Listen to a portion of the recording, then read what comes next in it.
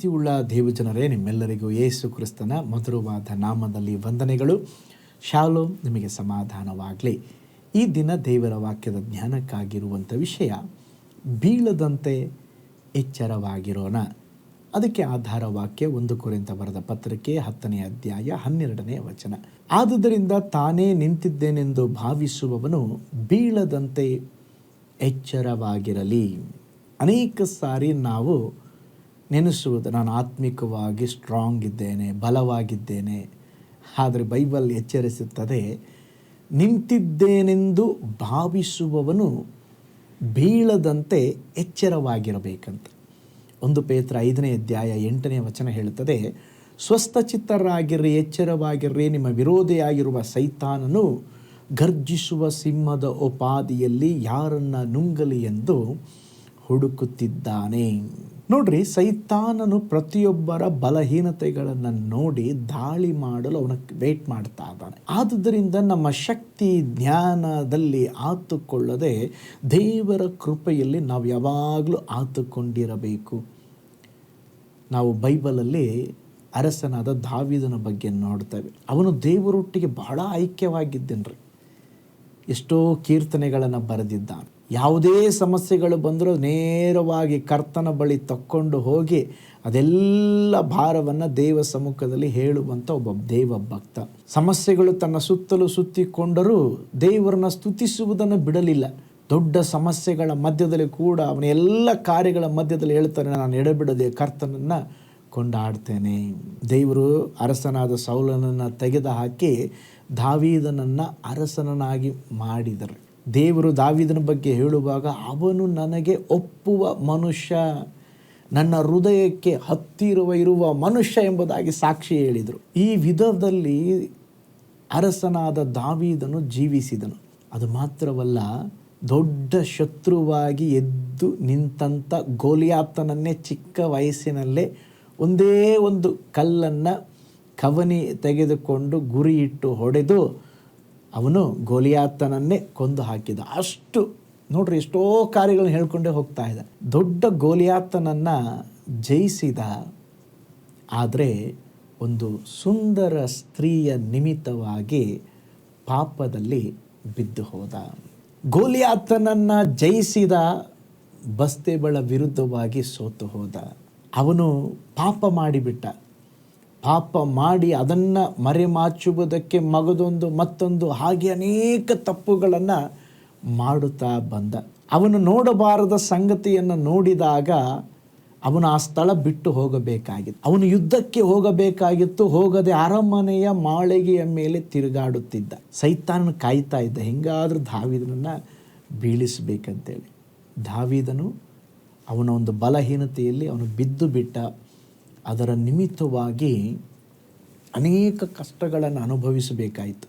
ದೇವರು ಅವನನ್ನು ಕ್ಷಮಿಸಿದರು ನಿಜ.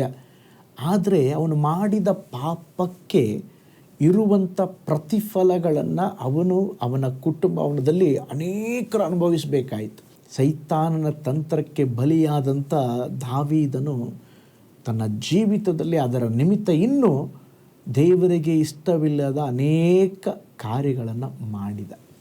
ನೋಡ್ರಿ, ದಾವೀದನ ಬಗ್ಗೆ ಒಂದು ಕಡೆ ಎಷ್ಟೋ ಒಳ್ಳೆ ಕಾರ್ಯಗಳಿದ್ದರೂ, ನಿಂತಿದ್ದೇನೆಂದು ನೆನೆಸುವವನು ಬೀಳದಂತೆ ಎಚ್ಚರವಾಗಿರಲಿ.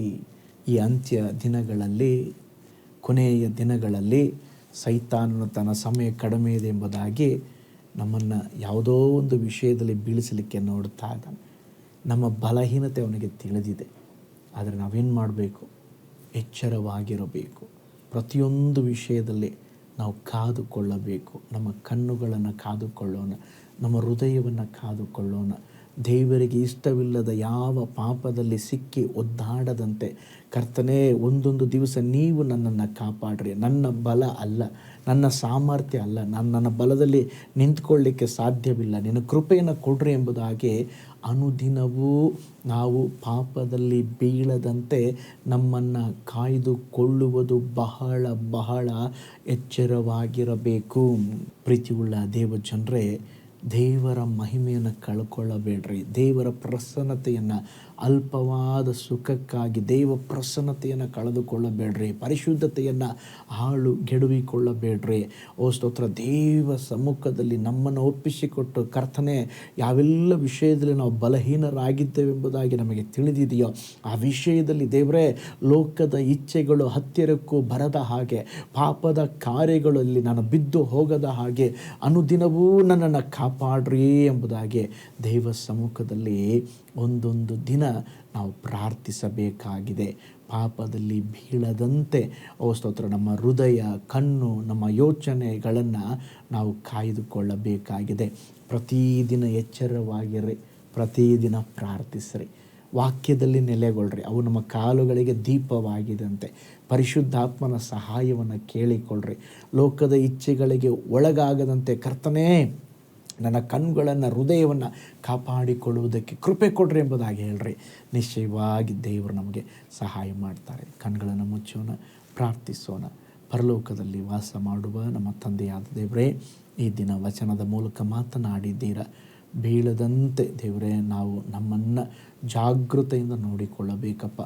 ದೇವರೇ, ನಮ್ಮನ್ನು ಈ ಲೋಕದಲ್ಲಿ ತಳ್ಳುವುದಕ್ಕೆ, ಬೀಳಿಸುವುದಕ್ಕೆ ಅನೇಕ ಕತ್ತಲೆಯ ಶಕ್ತಿಗಳು ಹೋರಾಡುತ್ತಾ ಇದೆ.